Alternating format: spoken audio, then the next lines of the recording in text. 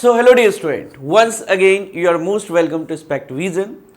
And आपको पता है ये जो सेशन है हमारा, ये मोस्ट वीवीआई सेशन में से एक है। यहाँ पे हम पीवाईक्यू डिस्कस करने जा रहे हैं और ये पीवाईक्यू बिलीव मी, यकीन मानो, सबसे बेहतरीन है और आपके एग्ज़ाम के लिए सबसे ज़्यादा हेल्पफुल रहेगा। हालांकि अगर देखा जाए तो मैंने ऑलरेडी आपको बहुत सारे पीवाईक्यू क्वेश्चंस करवाए हैं। जो पुराने वीडियोस हैं मेरे जो आ रखे हैं चैनल पे अवेलेबल है, आप उसे देख सकते हो। लेकिन यहाँ पे सभी एक साथ है। पहले क्या था कि पहले 20-30 क्वेश्चन मैं आपसे करवाता था तो उसमें से 4-5 पीवाईक्यू डाल दिया करता था। 50 क्वेश्चन करवाए तो वही था कि मिक्स था पहले। बट यहाँ प्योर आपका पीवाईक्यू है ना, प्योर पीवाईक्यू यहाँ पे है और आपको पूरा अच्छे से इस वीडियोस को देखना है। और इतना जान लो कि अभी 5 पीवाईक्यू का वीडियोस आएगा, है ना। तो इस 5 पीवाईक्यू के वीडियोस को देख भी लोगे तो आपको इससे लगभग समझ लो 40 से 50% इससे ही कवर हो जाएगा। तो अगर आप पीछे नहीं भी पढ़े हो और पीवाईक्यू देख लेते हो तो इस तरह के क्वेश्चंस एग्जाम में बहुत चांस है कि आ जाए। और अगर आ गया तो समझो कि मार्क्स फ्री का मिल जाएगा भाई। एक वीडियो 2 वीडियो देख के, मतलब 5 वीडियो देख के आप अच्छा मार्क्स स्कोर कर सकते हो, है ना। तो जल्दी से चलिए पहले वीडियोस को लाइक कर दीजिए सभी स्टूडेंट, है ना। हमारा मेहनत है तो कहीं ना कहीं आपका भी थोड़ा सा सपोर्ट चाहिए। तो जल्दी से सभी स्टूडेंट पहले वीडियो को लाइक कर दे, बिल्कुल समझ आएगा। एकदम आराम से पढ़ाऊंगा आप सभी स्टूडेंट को, है ना। जिसको अगर जो स्टूडेंट तेज है मैं उनसे कहूँगा थोड़ा सा 1.5x पे वीडियो देख लेना, क्योंकि मुझे सभी स्टूडेंट के लिए पढ़ाना है और एकदम समझा के पढ़ाऊंगा आप सभी स्टूडेंट को। तो जल्दी से वीडियोस लाइक कर दीजिए। पहले ही वीडियोस आप सभी स्टूडेंट को लाइक करना है। जितने भी स्टूडेंट देख रहे हैं जल्दी सभी जस्ट वीडियोस को लाइक कर दीजिए, है ना। तो ठीक है, उम्मीद करता हूँ लाइक जरूर कर दिए होंगे। तो आगे हम लोग चलते हैं और आपसे मैं ये आपको बताना चाहता हूँ, जो स्टूडेंट का बेसिक अच्छा खासा क्लियर है वो भी वीडियो जरूर देखें। सभी के लिए वीडियोस हैं, ऐसा नहीं है एकदम बेसिक क्वेश्चन है ना। इंपॉर्टेंट इसमें सब आया हुआ क्वेश्चन है, इसलिए इसको आपको देखना जरूरी है सभी स्टूडेंट को। तो आप लोग 1.5x या 2x पे देख सकते हो, जो जिसका बेसिक बहुत अच्छा है उन स्टूडेंट के लिए, ठीक ना। और बाकी स्टूडेंट नॉर्मल स्पीड पे देखो, समझ आएगा, ठीक ना। तो चलिए शुरुआत करते हैं। 1 सेकंड बस आप लोग रुक जाओ, है ना। तो अभी शुरुआत करेंगे। 50 से 60 क्वेश्चन अभी इस क्लास में, इस सेशन में हमको करना है ना। तो चलिए पहला क्वेश्चन के साथ इसका स्टार्टिंग करते हैं हम लोग। आइए, जो पहला क्वेश्चन आपके सामने है देखिएगा और कोशिश कीजिएगा आप लोग खुद भी बनाओ, है ना। या तो आप 2 काम कर सकते हो, एक तो मेरे साथ साथ बनाओ, थोड़ा लेट लगेगा, मतलब कि ये वीडियोस मान लो 1 घंटा 10-15 मिनट का वीडियो है तो तुमको लग जाएगा 3 घंटा अगर मेरे साथ साथ बनाओगे तो। दूसरा उपाय क्या है कि इस वीडियोस को देख लो, फिर से एक बार देखो, है ना, फिर से एक बार देखो और उस समय रोक के खुद से बनाओ। तो आपके पास 2 चॉइस है, 2 ऑप्शंस है, आप इनमें से कोई भी एक यूज कर सकते हो। एक तो भाई मैं पढ़ा रहा हूँ, वीडियो रोक लो, फिर कोशिश करो खुद से बनाने का, फिर प्ले करो और देखो सर सही बना रहे, सर से मिलाने का, मेरे से मिलाने का, ठीक है ना। एक ऐसा तरीका आजमा सकते हो। दूसरा तरीका क्या है? दूसरा तरीका है कि एक बार पूरा देख लो लास्ट में, फिर उसके बाद क्वेश्चंस को रोक के फिर खुद से दोबारा, देखिए 2 बार देखना पड़ेगा। दूसरा तरीका आजमाओगे, एक बार खाली देखना चाहते हो और दूसरा बार बनाओगे तो 2 बार देखना पड़ेगा। चलिए ठीक है। हालांकि मैं कुछ क्वेश्चन, जैसे कि इसमें 50-60 क्वेश्चन है तो 5-6 क्वेश्चन पहले भी करवा रखा हूँगा। जैसे कि पहला क्वेश्चन है ऑलरेडी मैं लाइव में करवा रखा हूँ, फिर भी मैं एक जगह मैं चाह रहा हूँ सभी पीवाईक्यूज आपको एक जगह मिले, ठीक है ना। तो इसलिए इसको देखना है और याद रखना फिजिक्स को इग्नोर मत करना। अभी भी मैं बता रहा हूँ, अभी भी आपके पास 6 से 7 दिन है। अभी भी मैं बता रहा हूं कि फिजिक्स ही आपका रैंक डिसाइड करेगा कि आपका कितना रैंक बनेगा। और आपको पता ही है कि कंपटीशन इसमें भी टफ हो चुका है, इसलिए जो मैं पढ़ा रहा हूं एकदम देखो, हो सके तो 2 बार देखो, है ना। नहीं समझ आ रहा है तो 3 बार देखो, लेकिन देखना मैंडेटरी है। चलिए अब ज़्यादा नहीं बोलता, ऑलरेडी वीडियो लंबा जाएगा, है ना। तो ज़्यादा नहीं, जल्दी से इसको स्टार्ट कर देते हैं। चलिए तो पहला क्वेश्चन के साथ स्टार्ट करते हैं। जो पहला क्वेश्चन कह रहा है, भाई ये जो क्वेश्चन मैं बार बार करवा रखा हूं आप सभी स्टूडेंट को, एक कार 2 स्थानों के बीच की पहली आधी दूरी 40 किलोमीटर प्रति घंटा की चाल से चलता है और दूसरी आधी दूरी 60 किलोमीटर प्रति घंटा के चाल से चलता है, तो कार की औसत चाल क्या होगी भाई, ये पूछ रहा है। तो आप सभी स्टूडेंट को पता है कि जो कार का औसत चाल होगा, मैंने आपको एक ट्रिक बता रखा है कि जब भी दूरी आधा आधा हो, जब भी दूरी आधा आधा हो तो आपका जो चाल होता है उसका फॉर्मूला होता है 2v1 v2 बट्टा v1 प्लस v2।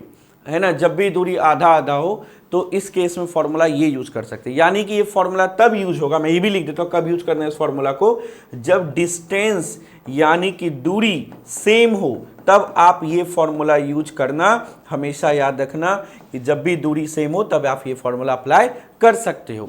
तो यहाँ पे हम क्या करेंगे, 2v1 के जगह क्या डालेंगे, v1 जो 40 शुरू का 40 है तो 40 डाल देंगे, v2 के जगह 60 डाल देंगे और नीचे 40 + 60 100 हो जाएगा, 0 0 कट जाएगा, है ना, 6 चौक 24 दूनी 48, तो आंसर क्या आ जाएगा 48, ठीक ना। तो ये मैं नॉर्मल स्पीड में आप लोगों को पढ़ा रहा हूँ। अगर आप, मैं पहले ही बोल दिया हूँ कि आप स्पीड बढ़ा के देख सकते हो, अगर आपको इजी बुझा रहा है कुछ तो, अगर आपका बेसिक अच्छा है तो आप स्पीड थोड़ा सा बढ़ा के देख, लेकिन देखना जरूरी है, एक भी क्वेश्चन मिस मत करना, है ना। ऑलरेडी एग्जाम में आया हुआ क्वेश्चन, अगर इसको छोड़ दोगे तो समझो फिर नुकसान हो सकता है, बहुत तगड़ा नुकसान हो सकता है, ठीक ना। तो चलिए आइए नेक्स्ट क्वेश्चन की ओर चलते हैं हम लोग, ठीक है ना। अगला क्वेश्चन क्या है सर, पढ़िए, कह रहा है एक पिंड प्रारंभ में विराम अवस्था में है, भाई मतलब पहले बोल दिया भाई शुरू में रुकल है ना, और 2 मीटर प्रति सेकंड के स्क्वायर के नियत त्वरण से गति करना प्रारंभ करता है। तीसरे सेकंड में पिंड द्वारा तय की गई दूरी की गणना करें। तीसरी सेकंड मतलब ना पहली की बात की जा रही है, ना दूसरी की बात की जा रही है, ना डायरेक्ट तीसरी की बात की जा रही है। तो ये जो फॉर्मूला इंग्लिश में भी अगर आप पढ़ना चाहो तो, a body initially at rest start moving with a constant acceleration of 2 meter पर सेकंड। दिया क्या क्या है भाई, शुरू में रुका हुआ था तो शुरुआती वेग क्या होगा, 0 होगा। त्वरण दे रखा है भाई, एक्सेलरेशन दे रखा है 2 मीटर पर सेकंड स्क्वायर। आपसे बोला जा रहा है बताइए तीसरी सेकंड में कितना जाएगा, तो एसएन वाला फॉर्मूला लगेगा। जब भी ये बोलते तीसरी सेकंड, एसएन वाला फॉर्मूला याद है आप लोग को, क्या होता है, u + a/2, है ना, 2n-1 ये होता है, ठीक ना। तो इसको अगर हम करें तो क्या हो जाएगा, जल्दी से बताइए। तो S3 लिखेंगे क्योंकि तीसरी सेकंड में पूछी जा रही है, तो तीसरी सेकंड में तय की गई दूरी तो 3 लिखेंगे। U तो 0 है भाई, हाँ U 0 हो जाएगा। A के जगह 2 डाल दो तो 2/2, और T के N के जगह क्या डालोगे बाबू, N के जगह हम 3 डालेंगे क्योंकि तीसरी सेकंड बोला ना, तो N के जगह 3 डलाएगा। तो N के जगह हम डालेंगे 3 - 1, 2 कट गया, तो S3 का मान क्या आ जाएगा बाबू, 3 × 2 = 6 - 1 5 आ जाएगा, हो जाएगा 5 मीटर पर सेकंड नहीं होगा, 5 मीटर होगा, ठीक ना। तो आंसर क्या हो जाएगा 5 मीटर, ठीक ना। और याद रखना अभी हम 50 से 60 क्वेश्चन करने वाले हैं, अच्छा खासा क्वेश्चन मैं आज करवाने वाला हूँ, ठीक ना।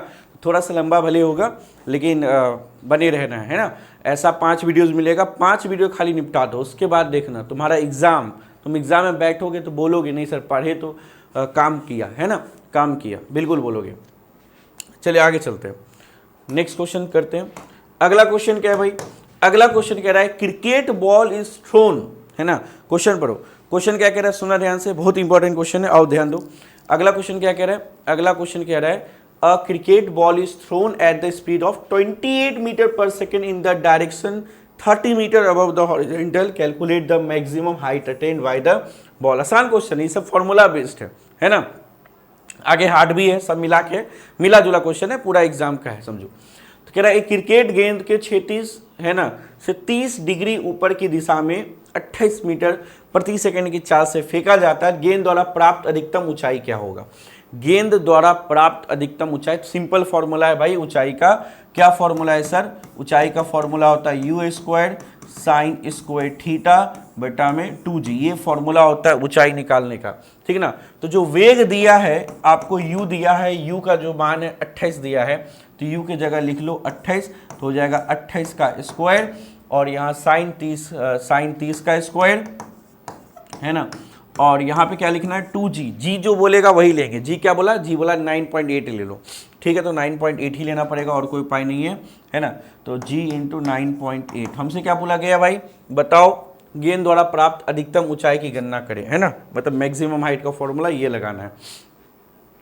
तो इसको अगर सॉल्व करने का प्रयास करें हम लोग, क्या होगा, तो यहाँ सॉल्व करेंगे तो 28 का स्क्वायर, देखो sin 30 का मान 1/2 होता है, 1/2 का करेंगे तो 1/4 आ जाएगा, स्क्वायर करेंगे तो 1/4 आ जाएगा, तो 1/4 नीचे चल गया, 4 दूनी 8 नीचे हो जाएगा, तो ऊपर 28 का स्क्वायर, तो लिख सकते हैं 28 × 28 ऐसे लिख देते हैं, है ना, 28 × 28 से लिख देते हैं। और sin 30 का मान 1/2, 1/2 का स्क्वायर 1/4, 1/4 और 2 8 हो जाएगा, 8 × 9.8।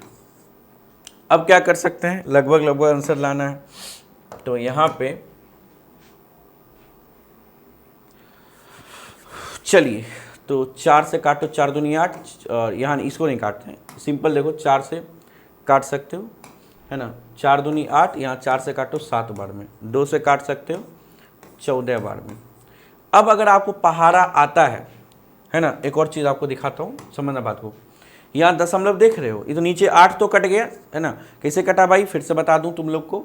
4 दूनी 8 किए, 4 से 7 बार में 28 काटे, 2 से 14 बार में काट दिए, दशमलव हटाओ, ऊपर 0, 140। अब देखो अगर आपको 14 का पहाड़ा आता है, तो 14 का पहाड़ा आता है तो काम यहीं पे तमाम होता है।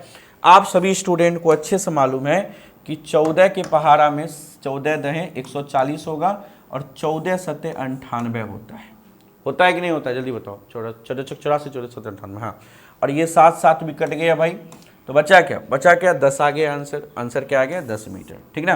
तो चलिए अगले प्रश्न की ओर बढ़ते हैं, है ना, बनाते चलो, एकदम बनाते चलो, खुश होते चलो, है ना। अगला क्वेश्चन पे आते हैं, अगला क्वेश्चन देखते हैं।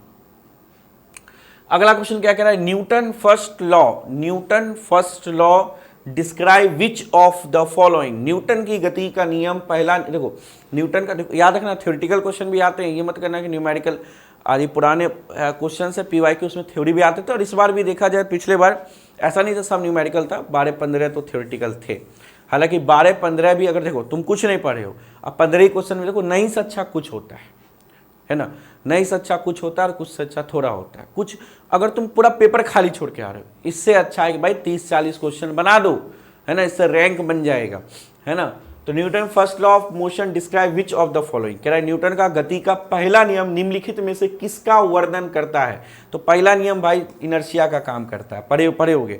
पहला जो आपका नियम है न्यूटन का, उसमें पढ़े होगे कि कोई वस्तु हमेशा या तो रुका रहेगा या तो कांस्टेंट मोशन में बना रहेगा, जब तक उस पर बाहरी बल नहीं लगता है तब तक वो अपनी अवस्था को बचाए रखेगा, और ये अवस्था को बचाए रखने का जो गुण होता है ना, उसी को इनर्शिया कहा जाता है, याद रखिएगा। चलिए आइए आते हैं नेक्स्ट प्रश्न पे, इजी क्वेश्चन था। कह रहा है force of 10 Newton act on a body of mass 2 kg for 3 second. ये भी क्वेश्चन हम पहले करवा रखे हैं, फिर भी चलो अभी एक साथ सब PYQ करवा रहे हैं, तो इसमें हम आपको करवा दे रहे हैं, सुनो ध्यान से। कह रहा है 2 किलोग्राम द्रव्यमान के लिए के एक पिंड पर 10 न्यूटन का बल 3 सेकेंड के लिए कार्य करता है, तो पिंड के संवेग में परिवर्तन बताए। तो आप देखो ये पढ़े होगे, आप ये फॉर्मूला सभी स्टूडेंट पढ़े होगे कि जो न्यूटन का सेकेंड नियम में पढ़े होगे कि जो बाहरी बल होता है, फोर्स होता है, एक्सटर्नल फोर्स, ये होता है rate of change of momentum, ये होता है संवेग में परिवर्तन के दर के बराबर होता है। तो यहाँ से टी इधर चल गया तो एफ टी हो जाएगा डेल पी, यानी संवेग में परिवर्तन के बराबर मोमेंटम चेंज के बराबर। तो फोर्स गुना टाइम कर दो भाई, फोर्स क्या है आपका, फोर्स 10 दिया है, टाइम दिया आपको 3, 10 दिया आ जाएगा बाबू 30 आपका आंसर हो जाएगा, 30 kg मीटर पर सेकेंड होगा। चलिए आगे चलते हैं, आगे ध्यान देते हैं। तो अगला जो क्वेश्चन है हमारा, नेक्स्ट क्वेश्चन कह रहा है a block of mass 5 kg। देखो मैं इसमें हर एक क्वेश्चन में एक एक्स्ट्रा ऑप्शन अपने खुद से डलवाया हूँ, नन ऑफ दीज, इसलिए कि कभी कभार कैलकुलेशन गलत रहता है क्वेश्चन में, तो उस केस में आप none of these question tick करोगे, ठीक है ना।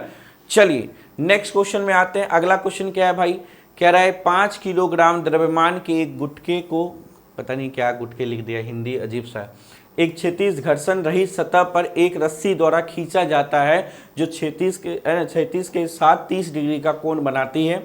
यदि रस्सी में तनाव 40 न्यूटन है तो गुटके का त्वरण क्या होगा। कह रहा है एक इंग्लिश में बोले तो ए ब्लॉक ऑफ मास 5 kg, कह रहा है एक भाई एक पिंड है, एक वस्तु है 5 किलो का, ठीक ना, और इसको रस्सी से खींच रहे हैं बेटा, है ना, रस्सी से खींच रहे हैं, कितना डिग्री पे खींच रहे हैं भाई, 30 डिग्री पे खींच रहे हैं इसको, है ना। बल कितना लगा रहे हैं, तनाव कितना पैदा है इसमें रस्सी में, 40 न्यूटन का। बोलो इसका त्वरण क्या होगा। इस आसान क्वेश्चन क्या पूछेगा, त्वरण पूछा है। तो देखो ये आगे तो जा रहा है, कहाँ जाएगा, फोर्स लगाएंगे, बल लगाएंगे, आगे जाएगा। तो आगे जाएगा तो ये सीधा आगे जाएगा, उड़ते उड़ते थोड़े नहीं जाएगा टेढ़ा। तो हम क्या करेंगे, इस 40 न्यूटन को 2 हिस्सों में तोड़ देंगे। तो इधर जो आएगा नीचे की ओर 40 cos 30 आएगा, ऊपर जो आएगा आ जाएगा 40 sin 30। तो जो आपका त्वरण दे रहा है, इसको त्वरण जो दे रहा है, इसको जो आगे लेके जा रहा है, कौन आगे लेके जा रहा है, आप ही लोग बताओ। कि अगर 40 को तोड़ते हैं तो हो जाएगा 40 cos 30, ऊपर हो जाएगा 40 sin 30। तो इसको आगे लेके कौन जा रहा है, 40 cos 30। तो आप पढ़े हो भाई, फोर्स बराबर क्या होता है, मास इंटू एक्सेलरेशन। तो यहाँ पे फोर्स क्या है, फोर्स आपका है 40 cos 30, जो इसको आगे ले जा रहा है, वही बल लेना है जो उसको आगे ले जा रहा है। तो आगे ले जा रहा है 40 cos 30 मास क्या है, मास है 5, एक्सेलरेशन का भी नहीं मालूम। तो 40 cos 30 का मान क्या होता है, सभी स्टूडेंट बताइए, cos 30 का मान क्या होता है। 40 cos 30 का मान होता है sin 60 के बराबर √3/2 है ना, और 5 इंटू ए, 5 से कट गया 8 बार में, 2 से कट गया 4 बार में, तो एक्सेलरेशन जो आता हुआ दिख रहा है 4√3 दिख रहा है, ठीक है ना। तो आंसर क्या आ जाएगा 4√3। चलिए आगे चलते हैं, नेक्स्ट क्वेश्चन की ओर चलते हैं, अगला क्वेश्चन देखते हैं, ठीक है ना। अगला क्वेश्चन देखते हैं, तो कह रहा है आगे next question, which of the following is a scalar quantity, मतलब इनमें से अदिश राशि कौन है, आपसे बोला जा रहा है भाई कि बताओ अदिश राशि कौन है इसमें से। सबको पता है velocity vector, acceleration vector, force vector, work जो होता है कार्य, ये आपका स्केलर होता है ना। कभी कभार ऐसा क्वेश्चन पूछ देता है, किस्मत अच्छा रहे तो, है ना, किस्मत अच्छा रहे तो ऐसा क्वेश्चन आता है। तुम भी सोच रहे हो कि सर ऐसा क्वेश्चन आ जाए तो बात ही अलग है सर, पूरा टॉपर बन जाएंगे। अरे भाई आता है, ऐसा नहीं है आया नहीं है, आता है, कभी कभार आ जाता है ना, किस्मत में हो तो चलिए आगे चलते हैं। कह रहा है pump can lift 100 kg of water to a height of 20 meter in 10 second, calculate the power of the pump, है ना। कह रहा है भाई कि एक पंप 100 किलो पानी को 20 मीटर की ऊंचाई तक 10 सेकेंड में उठा सकता है, पंप की शक्ति की गणना करे, है ना। तो देखो पंप का शक्ति निकालना है तो वर्क डन निकालेंगे, पहले कार्य कितना करेगा पंप, क्योंकि जो शक्ति होता है, पावर होता है, वो वर्क डन बाय टाइम होता है। जो आप कार्य कर रहे हो उसको समय से डिवाइड करिएगा तो शक्ति निकल के आता है, ठीक ना। तो यहाँ पे अगर वर्क डन का बात करें तो वर्क डन हो जाएगा mgh बटा टाइम। m क्या है भाई, m आपका 100 है, g क्या है 10 है, हाइट क्या है, हाइट आपका ऊंचाई जो है, हाइट कितना है 20 है ना, और टाइम कितना है, टाइम आपका 10 है, 0 0 कट गया, 100 गुना 20 करेंगे तो 2000 आ जाएगा, 2000 वाट आ जाएगा। 2000 वाट को 2 किलो वाट भी लिख सकते हैं, ठीक है ना। देखो एक और बात मैं आपको बताता हूँ, आप बोलोगे सर 100 क्वेश्चन फिजिक्स का कैसे करेंगे, टेंशन मत हो। देखो पहला काम तो पैनिक ना हो, मैं बार बार हर स्टूडेंट को कहता है भाई पैनिक मत हुआ करो, है ना। पहले तो भाई मौत, एक होता है ना कि एक कहावत है कि भाई तुम जब जान जाओगे कि तुम कल को तुम्हारा मौत होने वाला है, तो हम पहले ही डर के मारे हो जाता है, वाट लग जाता है। तो पहला बात पैनिक मत हो, है ना। तुम ऐसे सोचो ना कि हमारे जो सोल्जर है, सैनिक है, बॉर्डर पे खड़े हैं, कब क्या हो जाएगा कौन जानता है, फिर भी वो डटे हुए हैं, कोई नहीं जानता कब क्या हो सकता है ना। एवरीथिंग अनसर्टेन, इसलिए कभी भी पैनिक नहीं होना। एग्जाम आ रहा है कोई डर नहीं, एकदम रिलैक्स चिल रहो। मानते हैं तुमने नहीं पढ़ा तो बोलोगे सर पढ़े नहीं तो डर नहीं लगेगा, लगेगा, ऑब्वियस सी बात है लगेगा, लेकिन उस डर को कम करो। उस डर को कम करने का क्या तरीका है, आराम से माइंड को पहले शांत रखो और जो अभी किया जा सकता है उसे करो। जैसे PYQ अभी देख सकते हो, और क्या कर सकते हो। उसके अलावा अगर मैं बात करूँ तो अभी क्या कर सकते हो, अभी आप एग्ज़ाम टाइम है तो अभी आप फालतू क्वेश्चन मत करो, ढंग का कोई 50 क्वेश्चन चुनो, हर चैप्टर से 50-50 40-40 क्वेश्चन चुनो और उसी 40 क्वेश्चन को बनाओ, समझो कि चैप्टर कंप्लीट हो गया। और वो 40 क्वेश्चन एक ही टॉपिक से नहीं होना चाहिए, हर अलग अलग टॉपिक से होना चाहिए वो 40 क्वेश्चन, ऐसा आप प्रयास करो। साथ में शॉर्ट नोट्स पढ़ो, काफ़ी है, ज़्यादा माथा पे भार नहीं लेना है, इन्हें की पूरा बुक लेकर बैठ जाना है, पूरा रात भर दिन भर पढ़ेंगे, पता चलेगा इधर से जा रहा है इधर से निकल रहा है, यही होगा। इधर से घुसेगा, सो के उठोगे, पता चलेगा नहीं तो पढ़े थे रात में भूल गए सब, ऐसा ही होगा। इसलिए ये सब काम नहीं करो, ऐसा काम करो जो अभी के टाइम पे सूट करता है, ठीक ना। चलिए आगे चलते हैं, अगले प्रश्न पे आते हैं, है ना। अगले प्रश्न पे आते हैं, अगला क्वेश्चन पे देखो क्या कह रहा है। A solid sphere of mass m and radius r is rotating about its diameter with N angular velocity omega, it's rotational kinetic energy. हालांकि ये क्वेश्चन भी मैं करवाया हूं, है ना। रोटेशनल काइनेटिक एनर्जी जो होती है, हिंदी में बोले तो m द्रव्यमान और r त्रिज्या का एक ठोस गोला अपने व्यास के विपरीत कोणीय वेग से घूम रहा है, इसकी घूर्णी गतिज ऊर्जा बताइए। मतलब रोटेशनल काइनेटिक एनर्जी, घूर्णी गतिज ऊर्जा उसे कहते हैं। तो घूर्णी जो गतिज ऊर्जा होगा, है ना, वो क्या होगा भाई, उसका फॉर्मूला होता है ½ I ω², है ना, ½ I ω²। अब बात यहां किया जाएगा ठोस गोला, मतलब ठोस गोला यानी कि सॉलिड स्फीयर, तरबूज जैसा। तो अगर इसकी बात करें तो इसकी मोमेंट ऑफ इनर्शिया 2/5 mr² होता है, सभी बच्चों को पता है। तो यहाँ पे ½ है ना। ठोस गोला के याद रखना व्यास पे जो है ना डायमीटर के अबाउट यानी व्यास के अबाउट जो होता है 2/5 mr² होता है, 2/5। 2 कट गया, क्या हो गया 1/5 mr² ω², है ना। चलिए अगला प्रश्न की ओर बढ़ते हैं हम लोग, मजा आ रहा है ना। नेक्स्ट क्वेश्चन क्या कह रहा है, द रेडियस ऑफ गायरेशन, सुनिएगा, the radius of gyration of a uniform rod of length L about an axis passing through its center end, sorry इस centre and perpendicular to its length. हमको लगा centre and बोल दिया भाई, ये क्या होता है सेंटर एंड, बाकी कुछ नीचे लिखा हुआ है परपेंडिकुलर टू इट्स लेंथ। मतलब कह रहा भाई कि भैया ये रॉड है, इसके केंद्र से एक एक्सिस अक्ष पास करता है, इस अक्ष के अबाउट इसकी मोमेंट ऑफ इनर्शिया बताइए। देखिए रॉड का मोमेंट ऑफ इनर्शिया अलग अलग होता है, मैं आपको तीनों केस बताता हूँ। अगर अक्ष केंद्र से होकर गुजरे और परपेंडिकुलर हो तो मोमेंट ऑफ इनर्शिया होता है ml²/2l। बोलो सर l क्या है भाई, l आपकी इस रॉड की लंबाई है। अगर आपका अक्ष अंत से होकर गुजरता है उस दौरान जो मोमेंट ऑफ इनर्शिया होता है ml²/3 होता है बच्चों, याद रखना। फिलहाल जो प्रश्न पूछा है, एक l लंबाई के एक समान छड़ की जड़त्व त्रिज्या इसके केंद्र से गुजरने वाली और इसकी लंबाई के लंबवत है, मतलब ये वाला, नहीं सॉरी गुड गलत, केंद्र बोला ये वाला, ये केंद्र भाई ml²/2l। लेकिन पूछ रहा है भाई गायरेशन बारे में, जड़त्व त्रिज्या के बारे में। बोलो सर ये क्या होता है, मैं बताता हूँ, सब बताता हूँ, एकदम रिलैक्स चिल होके वीडियो देखो, कान में ईयरफोन लगा के बैठे रहो, है ना। तो इस केस में जो होता है मोमेंट ऑफ इनर्शिया, देखो के निकालना है, के होता है रेडियस ऑफ गायरेशन, जड़त्व त्रिज्या बोलते हैं, और आई बराबर लिख सकते हैं हम mk², ठीक ना। तो हमको अगर आई पता है, इससे हम के को आराम से निकाल सकते हैं। जैसे इस केस में केंद्र से होके जा रहा है और केंद्र से होके जा रहा है तो मोमेंट ऑफ इनर्शिया ml²/12 होगा बच्चों। तो आई की जगह लिखेंगे ml²/12, है ना। और यहाँ mk², mm कट गया, है ना। के बराबर क्या आ जाएगा, √, है ना, l²/12। तो ये आ जाएगा के बराबर √l²/12, l यहाँ रूट l²/12 है। तो यहाँ पे क्या होगा बच्चों, यहाँ पे l को बाहर कर लीजिए और रूट और 12 को अंदर ही डाल दीजिए। तो यही k का मान पूछा जा रहा है, इसको रेडियस ऑफ गायरेशन जड़त्व त्रिज्या बोला जाता है। तो l/√12 आ गया। देखो मैं एकदम बेसिक एकदम आराम से पढ़ा रहा हूँ। अब आके कमेंट मत करना, कुछ बच्चे मेरे पीछे पड़े होते हैं, सर आप तो एक इतना इजी क्वेश्चन को 2 मिनट बना रहे हैं, सर 1 मिनट बना रहे हैं। भाई मैं चाहूँ तो इसको 10 सेकंड में बना सकता हूँ, कसम से बोल रहा हूँ, 10 सेकंड लिटरल याद ही है मेरे को। l/√12 मन में कर लिया, i बराबर ml²/12, तो यहाँ कट गया l, मन में हो सकता है 5 सेकंड लगेगा। इसलिए तुम मेरे पीछे मत पड़ जाना। कुछ बच्चे होते हैं पता नहीं उनको मुझे पर्सनली मुझसे दुश्मनी है ना, जबकि मैं सभी स्टूडेंट के लिए सोचता हूँ। तो टाइम यहाँ पे मैं एग्जाम देने नहीं बैठा हूँ कि तुम मेरे टाइम मेरा गिनो, भाई अपना टाइम गिनो, अपना स्पीड बढ़ाओ, ठीक ना।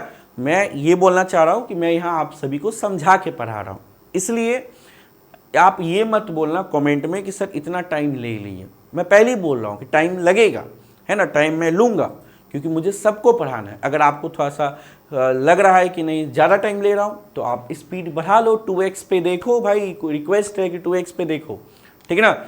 चलिए आगे चलते हैं, अगले क्वेश्चन की ओर चलते हैं। अगला जो क्वेश्चन है आप सभी स्टूडेंट का क्या है, escape velocity from earth surface is approximately. सबको पता है भाई, हालांकि आप निकाल भी सकते हो, मैं फॉर्मूला भी बता दे रहा हूँ। एस्केप वेलोसिटी का जो फॉर्मूला होता है धरती पे होता है 2gr, आप चाहो तो वैल्यू डाल सकते हो, g का 9.8 ले लो, r का 6400 होता है। याद रखना धरती की जो त्रिज्या होती है रेडियस, उसकी लगभग जो मान्य होती है वो 6400 किलोमीटर होता है, और एक्चुअल मान 6300 कुछ होता है, 91 के आसपास होता है, लेकिन इसको अप्रॉक्स 6400 ले सकते हो, बात खत्म। तो यहाँ पे जो आता है धरती का जो पलायन वेग आता है, हिंदी में एस्केप वेलोसिटी को पलायन वेग बोलते हैं, और धरती से जो पलायन वेग होता है 11.2 होता है, याद रखिएगा। चलिए अगला प्रश्न की ओर चलते हैं, फटाफट करते जाना है। अगला जो क्वेश्चन कह रहा है, if the distance between the earth and sun were half it present value the number of days in year would have been. यदि पृथ्वी और सूर्य के बीच की दूरी अपने वर्तमान मान की आधी होती तो एक वर्ष में दिन की संख्या होती कितनी होती। प्रश्न समझ रहे हो बाबू, प्रश्न बोला जा रहा है कि बाबू अभी जो देखो, अभी अब सूरज है, पृथ्वी है, तो सूरज पृथ्वी के बीच में कुछ दूरी है, और दूरी मतलब रखता है भाई, सन यहाँ पे है समझो, और धरती गोल गोल घूम रहा है ना, सन यहाँ पे, धरती गोल गोल घूम रहा है, तो दूरी है ना। तो कह रहा है इस दूरी को अगर हम आधा कर देते हैं, आधा मतलब जितना दूर है सूरज से उससे आधा अगर दूर होते हैं, तो बताओ टाइम पीरियड कितना होता, मतलब धरती को एक चक्कर लगाने में तब कितना समय लगता। अभी तो भाई 365 दिन लग रहे हैं और 6 घंटा के आसपास लग रहे हैं, लेकिन अगर दूरी को आधा कर दे तब तो जाहिर सी बात है कम ही टाइम लगेगा, क्योंकि कम दूरी पे है। हालांकि ऐसे क्वेश्चन को बनाने के लिए कौन सा नियम लगाए, तो ऐसे क्वेश्चन को बनाने के लिए हम लगाते हैं केपलर्स लॉ। क्या लगाते हैं? केपलर्स लॉ, याद रखिएगा, है ना। अब ये केपलर्स लॉ क्या कहता है उसको याद करते हैं, केपलर्स, है ना, केपलर्स को याद करते हैं, सॉरी ये हटाओ यहाँ पे, केपलर्स को याद करते हैं। देखो केपलर्स लॉ कहता है T square directly proportional to R cube. R क्या है भाई? दूरी है सूरज से, याद रखना, कोई भी प्लानिट का दूरी सूरज से, तो इसका मतलब T1 बट्टा, ऐसा 1 नहीं लिखते, पहले 2 लिखेंगे, T2 बट्टा T1 बराबर क्या होगा बाबू? इधर हो जाएगा R2 बट्टा R1 का क्यूब, इधर भी स्क्वायर लगेगा, ठीक है। अब प्रश्न के हिसाब से चलते हैं, प्रश्न क्या कह रहा है उसके हिसाब से चलते हैं। प्रश्न ये कह रहा है कि सर दूरी को हम आधा कर दिए, मतलब पहले मान लो पहले दूरी R1 बराबर R था, बाद में जो दूरी हो गया R बट्टा 2 हो गया, बस बात खत्म, बात खत्म, बात खत्म, बात खत्म। चलिए तो यहाँ पर हम क्या करेंगे, T2 बट्टा T1 का स्क्वायर, और यहाँ R2 की जगह क्या लिखेंगे? R बट्टा 2 लिखेंगे, क्योंकि देखो प्रश्न को अगर आप पढ़ोगे तो आधा ही किया जा रहा है, where half it present value, ठीक ना। आधा के लिए क्या लिखेंगे? R2 की जगह R बट्टा 2 लिख देंगे, तो जाएगा R बट्टा 2, नीचे में क्या R1 तो शुरू में R था, तो यहाँ क्या होगा? R कट गया, 1 बट्टा 2 का क्यूब करेंगे बाबू, कितना आ जाएगा 1 बट्टा 2 का क्यूब? जल्दी बताइए, 1 बट्टा 2 का क्यूब करेंगे तो 1 बट्टा 2 का क्यूब 1 बट्टा 8 आ जाएगा, ठीक ना, फटाफट बनाना है। और ये स्क्वायर उधर जाएगा तो T2 बट्टा T1, और ये स्क्वायर उधर जाएगा तो रूट 8 हो जाएगा ना, तो रूट 8 क्या निकलेगा? इधर स्क्वायर जो है ना, उधर जाएगा तो रूट में चल जाएगा, और रूट 8 का मान क्या होता है? 4 दूनी 8, 2 रूट 2 हो जाएगा, तो हो जाएगा 1 बट्टा 2 रूट 2। हमको T2 निकालना है सर, तो T2 बराबर T1 बट्टा 2 रूट 2। अब हम मानेंगे थोड़ा सा अप्रॉक्स, T2 निकल गया, T2 क्या निकला? T1 बट्टा 2 रूट 2, है ना, थोड़ा तेज करना, बन जाएगा, समय पे बन जाएगा, टेंशन मत लो, है ना। थोड़ा सा हम समझा के बना रहे से थोड़ा समय लगता है, बात को समझो, टिंग टिंग। T2 बराबर T1 बट्टा 2 रूट 2, यहाँ हो जाएगा हमारा T2 बराबर T1 T1 T1 T1, तो T1 मतलब शुरू कट कितना टाइम लगता है, तो मान लो धरती को शुरू में लगता है 365, तो 365 बट्टा 2 रूट 2, 2 रूट 2, रूट 2 का मान 1.4 के लगभग होता है, तो 2.8, तो 365 बट्टा 2.8 हो गया बाबू। अब अपना टेक्निक लगाओ, मान लो इसको 3 मान लो, 2.8 है ना, इसको 3 मान लो, और लगभग आंसर निकाल लेते हैं। आ जाओ, इसको अगर 3 मान लेंगे, लगभग मान लेते हैं, हालांकि है 2 तो ज़्यादा आएगा, 3 मानेंगे तो कम आएगा, थोड़ा सा बढ़ा के लिख देंगे, 3 मान लेते हैं, 3 का 3, 3 दूनी 6, और 3 एकम 3, तो 221 के आसपास आ रहा है, लेकिन आंसर हमारा होगा 229, सॉरी 129, है ना, ये आंसर होगा। क्लियर है? हमको 121 आ रहा है, बट आंसर 129 होगा, क्योंकि हम 2.8 को 3 कर दिए इसलिए, ठीक ना। समझ आ रहा है कि नहीं आ रहा है? जल्दी बताओ, समझ आया या नहीं आया? जल्दी से कमेंट करिए, और सभी स्टूडेंट बताइए, है ना, सभी स्टूडेंट कमेंट करके बताओगे भी। और अभी तक तुम लोग लाइक नहीं किए हो तो भाई जुल्म कर रहे हो तुम मेरे पे, इतना मतलब मेहनत करके समझा के पढ़ा रहा हूँ, स्पीड में पढ़ाता तो मैं बहुत क्वेश्चन अभी तक कर दिया होता, है ना। तो जल्दी से लाइक कर दो भाई, मानता हूँ गुस्सा होंगे कुछ चीज़ को लेके। चलिए आगे चलते हैं। अगला क्वेश्चन क्या है sir? Property of a fluid by virtue of which it oppose the relative motion between its different layer is called. कह रहा है एक तरल पदार्थ का वह गुण जिसके कारण वह अपनी विभिन्न परतों के बीच सापेक्ष गति का विरोध करता है। देखो एक बात समझो, जिस तरह हम हवा में चलते हैं, है ना, सॉरी हवा क्या, एयर तो हमारे आसपास ही है, तो हम दौड़ते हैं तो हमको हवा रोकता है कि नहीं रोकता है? उसी तरह तुम देखोगे क्या, तुम अगर मध उद हनी जो होगा उसको जब निकालते हो अपने डिब्बा से, घी निकालते हो, देखोगे धीरे धीरे आ रहा है भाई। क्यों धीरे धीरे? पानी ऐसे करोगे तुरंत निकल जाएगा, पानी तुरंत निकल जाता है, क्योंकि पानी का जो विस्कोसिटी होता है, विस्कोसिटी निर्भर करता है ना, पानी तुरंत गिर जाएगा। लेकिन तुम अगर मध को गिराओ तुरंत गिरेगा, जैसे पानी गिरता है, नहीं गिरेगा। क्योंकि देखो मध्य में क्या होता है कि जो अपोज होता है विस्कोसिटी हाई होता है ना। विस्कोसिटी मतलब एक ऐसा ये चीज़ है जो पानी के भी अलग अलग परत होते हैं, तरल पदार्थ के अलग अलग परत होते हैं, और आपसी परत में भी क्या लगता है, घर्षण लगता है। उसी आपसी परत के जो घर्षण होते हैं उसी को विस्कोसिटी नाम दिया जाता है। ठीक ना, इसी बात पे चर्चा कर रहा है। चलिए अगला प्रश्न की ओर चलते हैं। अगला प्रश्न है, इसको आपको डायरेक्ट याद रखना पड़ेगा क्योंकि लंबा है और है ना, हालांकि इससे कम क्वेश्चन आता है लेकिन पहले आ चुका है इसलिए मैं आपको करवा दे रहा हूँ टॉपिक्स। कह रहा है 2 capillary tube of radius R1 and R2, length L1 L2। कह रहा है 2 कैपिलरी ट्यूब है भाई, है ना। एक कैपिलरी ट्यूब का जो लेंथ है L1 है और इसकी जो त्रिज्या है R1 है। दूसरी कैपिलरी ट्यूब की जो लेंथ है L2 है और इसकी त्रिज्या R2 है। ठीक ना, तो क्या कह रहे हैं भाई कि दोनों को हम सीरीज में लगा दिए, श्रेणी में लगा दिए। R1 R2 त्रिज्या और L1 L2 लंबाई की 2 कोशिका है ना नलिकाएं श्रेणी क्रम में जुड़ी हुई है। यदि संयोजन में दबांतर P है ना, दबाव को वही लिख दिया दबांतर, तो द्रव के प्रभाव की दर है ना क्या होगी, समानुपातिक होगी। किसके प्रभाव समानुपातिक होगी, तो मैं आपको बताना चाहूँगा अगर इसको सीरीज में जोड़ दिए और प्रेशर डिफरेंस जो है दबाव है ना जो है P है, तो आपको बोला जा रहा है rate of flow of liquid है ना, जो लिक्विड तरल पदार्थ का जो बहाव का दर होगा उसका क्या रिश्ता है ना, ये पूछा जा रहा है। तो उसका अगर रिश्ता की बात करें तो आप सभी स्टूडेंट को मैं बताना चाहूँगा उसका जो रिलेशन होता है एक्चुअल में जो होता है वो होता है L1 बटा R1 का पावर 4 प्लस L2 बटा R2 का पावर 4, ऐसा होता है ना। अब बोलोगे सर ऐसा तो एक भी ऑप्शन नहीं है सर, कोई बात नहीं, इसको ऊपर लेके आ जाओ। जब इसको ऊपर लेके आइएगा तो आपको पता है ना ऊपर आके क्या होगा, पावर माइनस। याद रखना क्या रिलेशन होता है, जो बहाव दर होता है और जो लेंथ और रेडियस होता है, लंबाई और त्रिज्या होते हैं, उसके बीच में आपसी ऐसे रिलेशन होते हैं। तो बोलोगे सर प्लस क्यों किया सर, क्योंकि सीरीज में दोनों को जोड़ रहे हैं ना। एगो के लिए होता है L1 R1 का पावर 4, दूगो है तो प्लस L2 R2 का पावर 4। तो रिश्ता जो होता है ऐसा होता है, तो ये रिश्ता क्या कहलाएगा, ये अगर ऊपर आएगा पावर क्या हो जाएगा माइनस, तो इसलिए हमारा आंसर क्या होगा, ये होगा। देख सकते हैं माइनस लगा हुआ है इसलिए आंसर ये होगा। क्लियर है, अगला प्रश्न की ओर बढ़े, ज़्यादा दिमाग नहीं खर्च करना है, पढ़ते जाना है बढ़ते जाना है। हाँ एक और चीज़ समझाता हूँ कि कभी कभार है ना रास्ता जब लंबा हो, मैं आपको कुछ बता रहा हूँ सुनना ध्यान से। कभी कभार रास्ता जब लंबा हो तो कभी कभार रास्ते में कंकर पत्थर आते हैं। अब कुछ कंकर पत्थर आ गए, मान लो आगे का रास्ता बहुत नॉर्मल है, मस्त है, बीच में थोड़ा बहुत कंकर पत्थर आ गया, तो हम ये बोलना चाह रहे हैं कि कंकर पत्थर से जैसे ही आया आप घुर के वापस ना जाओ। एक दो कंकर पत्थर है उसको कूद के फान जाओ, फिर आगे मुलायम सा रास्ता है, सॉफ्ट रास्ता है, आगे आराम से जा सकते हो। कहने का अर्थात यह है कि जब आप फिजिक्स पढ़ रहे होते हो हर क्वेश्चन एक जैसा नहीं होता है। कुछ कुछ क्वेश्चन ऐसा आ जाएगा जो इतना डिस्टर्ब कर देगा कि मन करेगा बुक फेंक दें और घर पे जाके मस्त सो जाए, ऐसा मन करेगा।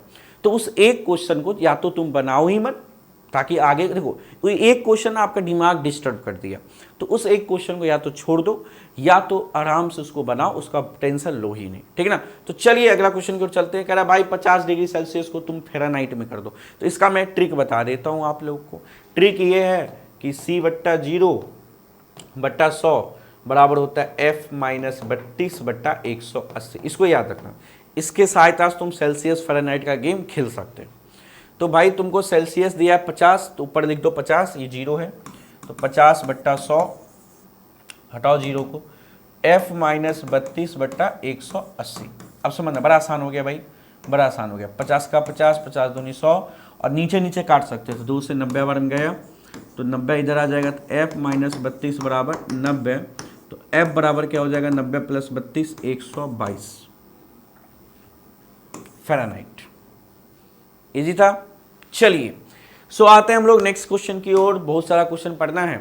कह रहा है an ideal gas expand from volume V1 to V2 isothermally the work done by gas. कह रहा है एक आदर्श गैस V1 आयतन से V2 आयतन तक समातापीय रूप से फैलती है तो गैस द्वारा किया गया कार्य, देखो आइसोथर्मली बोला, तो आइसोथर्मली मतलब होता है टेम्परेचर कांस्टेंट। ठीक है, हालांकि मैं चाहूँ तो इसका डेरिवेशन भी कर सकता हूँ, लेकिन मैं चाहूँगा पहले तो मैं फॉर्मूला बता दूँ तब बाद में डेरिवेशन कराऊंगा। देखो सिंपल पहले समझो बात को। आइसोथर्मली मतलब होता है कांस्टेंट टेम्परेचर, तापमान जब कांस्टेंट हो, स्थिर हो, तो जब तापमान स्थिर हो तब जो वर्क डन किया जाता है गैस के द्वारा या गैस पे जो काम होता है गैस के द्वारा, वो वर्क डन का जो फॉर्मूला होता है, याद रखिएगा बच्चों, nRT/ln V2/V1 होता है। ठीक ना? बोलो सर आया कैसे, ये भी बता दो तो ज़्यादा अच्छा रहेगा। ठीक है, फॉर्मूला हालांकि याद रखना, एग्जाम में आया कैसे वहाँ बैठे डेरिवेशन करने मत बैठे जाना, अभी सुन लो आया कैसे। फॉर्मूला याद रखना, nRT/ln V2/V1 होता है। अब ये आया कैसे उस पर भी आओ चर्चा करते हैं, है ना। देखो आपको पता है ना भाई, आइडियल गैस इक्वेशन क्या होता है, PV बराबर nRT, बहुत फेमस है भाई, बहुत फेमस। यहाँ पे आपको बोल दिया भाई आइसोथर्मल प्रोसेस है, यानी टेम्परेचर कांस्टेंट है। अगर n, देखो n तो पहले से ही कांस्टेंट मान के चलो, R कांस्टेंट ही होता है, T अगर कांस्टेंट हो गया इसका मतलब हम कह सकते हैं कि PV पूरा कांस्टेंट हो गया। हालांकि यहां से अगर हम वॉल्यूम निकालें, सॉरी यहां से अगर हम प्रेशर निकालें तो nRT/V हो जाएगा, होगा। प्रेशर क्या हो जाएगा सर, nRT/V। अब आप सभी स्टूडेंट को पता है, क्या पता है भाई, पता नहीं सभी को पता है कि नहीं, बट हम मान के चलते हैं सभी को पता है। यहाँ प्रेशर आ गया nRT/V। अब आप सभी स्टूडेंट को पता है कि जो वर्क डन होता है PdV होता है ना, PdV। तो P की जगह क्या लिख सकते हैं, nRT, पढ़े ना अभी भाई, इधर ही तो पढ़े हैं थोड़ा देर पहले। P को हम क्या लिख सकते हैं, nRT/V, P को लिख सकते हैं, है ना, अभी तो पढ़े हैं, ये इधर गया, सॉरी ये इधर गया, nRT/V। तो यहाँ पे आपको हो जाएगा, और यहाँ क्या dV। और उम्मीद करता हूँ थोड़ा बहुत इंटीग्रेशन आप सभी स्टूडेंट को आता होगा, उम्मीद करता हूँ। उम्मीद करना आप क्या करें, उम्मीद फिर भी करता हूँ। चलो nRT बाहर आ गया, कांस्टेंट है तो बाहर कर दो, बचा क्या सर, 1/V dV। अब आप सभी स्टूडेंट को पता है कि इसका इंटीग्रेशन लॉग होता है, नेचुरल लॉग, इसलिए यहाँ पे फॉर्मूला आया सर, कहाँ गया, ये रहा, nRT/ln V2/V1। समझ आया? चलिए अगला क्वेश्चन की ओर बढ़े, है ना। एक कहावत है ना, भीड़, सॉरी गलत बोले, भीड़ तुम बढ़े चलो, धीर तुम बढ़े चलो, सामने पहाड़ हो, सिंह की दहाड़ हो, तुम नीडर डटो नहीं, है ना, तुम नीडर हटो नहीं।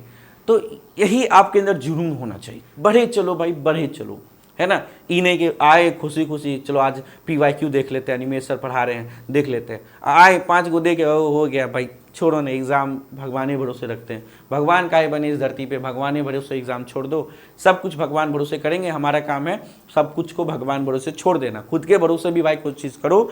इन्हें कि 5-10 क्वेश्चन देखे, बोर हो गए और घर चल दिए। भाई पढ़ाई में तुम कौन सा रोमांस खोज रहे हो, यहाँ तो तुम बोर, अगर तुमको पढ़ाई में इंटरेस्ट है तो थोड़ा बहुत क्या बोलते हैं इसको, मज़ा तो आएगा। बाकी तुम जीवन से तुलना करोगे तो फिर तो हो गया कल्याण, है ना। तो चलिए ठीक है, मैं इस टॉपिक से नहीं भटकना चाहता हूँ, अपने टॉपिक को वापस आता हूँ, है ना। चलिए ये जो क्वेश्चन है सबसे फेमस क्वेश्चन में से एक है, कार्नोट इंजन। इस पे क्वेश्चन आया हुआ है, चाहे तुम नीट एग्जाम उठा लो, चाहे कोई सा भी एग्जाम उठा लो, ये फेमस टॉपिक है ना, पॉपुलर टॉपिक है ना, मेरी तरह। चलिए आगे चलते हैं। कह रहा है कार्नोट इंजन है जिसकी इफिशियंसी 50% है। कैसी भाई, 50% इफिशियंसी। तो पहले मैं आपको फॉर्मूला बता देता हूँ, क्योंकि बहुत सारे बच्चों को तो फॉर्मूले नहीं मालूम होता है। तो इफिशियंसी यानी दक्षता का जो फॉर्मूला होता है 1 - T2/T1 होता है, जहाँ पे T2 जो होगा याद रखना सिंक का तापमान होता है, और T1 जो होता है सोर्स के लिए होता है। आगे चलते हैं, ठीक ना। अब अगर हम बात करें इफिशियंसी का, तो इफिशियंसी यानी दक्षता जो 50% है, 50% यानी 50/100 लिख दो, फ्रैक्शन में लिख दो। और ये आपका गया 1 - T2, सिंक दिया है क्या, when it sinks temperature 27 degree. लेकिन बउआ इस 27 डिग्री जो दिया है इसको केल्विन में लिखना होगा, टेम्परेचर को हमेशा केल्विन में लेना है। तो इसको केल्विन में करने के लिए क्या करना होगा, 27 + 273, 273 करोगे तो 280, 300 हो जाएगा। तो यहाँ पे क्या हो जाएगा, सिंक दिया है ना भाई, सिंक या सिंक दिया, तो ये हो जाएगा 300/T1। यहाँ हिंदी में पढ़ सकते हैं, कार्नोट इंजन की दक्षता इतनी है जब उसके सिंक का तापमान इतनी है, तो स्रोत का तापमान T1 बताना है। क्वेश्चन में क्या बताना है, T1। आओ सॉल्व करते हैं। कैसे सॉल्व करेंगे, नेक्स्ट पेज में करते हैं, यहाँ खराब नहीं करते। 50/100 1 माइनस, है ना, 1 - 300/T1, यहाँ लिखेंगे 300/T1। तो देखो 50 का 50, 50 दूनी 100, क्या आ जाएगा, 1/2 आ गया, यहाँ आ गया 1 माइनस 300/T1। एक काम करोगे, इसको उधर ले जाओगे, इसको इधर लाओगे, तो ये हो जाएगा 300/T1 बराबर 1 माइनस 1/2, तो ये हो जाएगा 300/T1 1/2। तो ये इसको इधर, तो T1 बराबर 300 दूनी 600 आ जाएगा। क्या आ जाएगा? 600 आ जाएगा। इसका आंसर आ जाएगा 600, बट आंसर तो दिया है सेल्सियस में। वाओ, क्या मस्त बात है। इन्हें के नन ऑफ डीज मार देना। पहले अपन इसको सेल्सियस में करेंगे, तो केल्विन में आया 600 केल्विन आया। 600 केल्विन को सेल्सियस में करने का क्या तरीका है बाबू? 600 माइनस 273, 10 में से 3 गया, क्या होगा? 10 में से 3 गया, 10 में से 3 गया 7, 8 में 7 गया 1, 5 में से 2 गया 3, 317 आ रहा है। बाकी बच्चे लोग ट्राई कर लेना क्या आ रहा है। नहीं 17 नहीं होगा, 27 होगा, 327 होगा। 10 में 3 गया 7, 9 में 7 गया 2, और 5 में 2 गया 3, 327 आ रहा है। चलिए 327 को बोली लगा दिया जाए, लग गया बोली, बी होगा। ठीक है ना। चलिए नेक्स्ट क्वेश्चन की ओर चलते हैं। बीच में पानी का ब्रेक लेंगे, अभी नहीं, 1-2 क्वेश्चन और करके ब्रेक लेंगे थोड़ा, ठीक है ना। कह रहा है the root mean square speed of molecule of gas at absolute temperature. ये भी देखो, ये भी आजकल देख रहा हूँ मैं, बहुत सारे एग्जाम में क्वेश्चन उठा के डाल देता है, तो इसलिए इस पर भी सतर्क रहना। हालांकि सब क्वेश्चन इंपॉर्टेंट है भाई, पीवाईक्यू करा रहा हूँ, सब इंपॉर्टेंट है, लेकिन ये कुछ गिने चुने टॉपिक ऐसे हैं जिसपे क्वेश्चन आ ही रहा है लगभग सभी एग्जाम में। तो कह रहा है root mean square RMS speed का जो रिश्ता होता है, सिंपल समझो, स्पीड का रिश्ता गैस के केस में टेम्परेचर के साथ ऐसा होता है।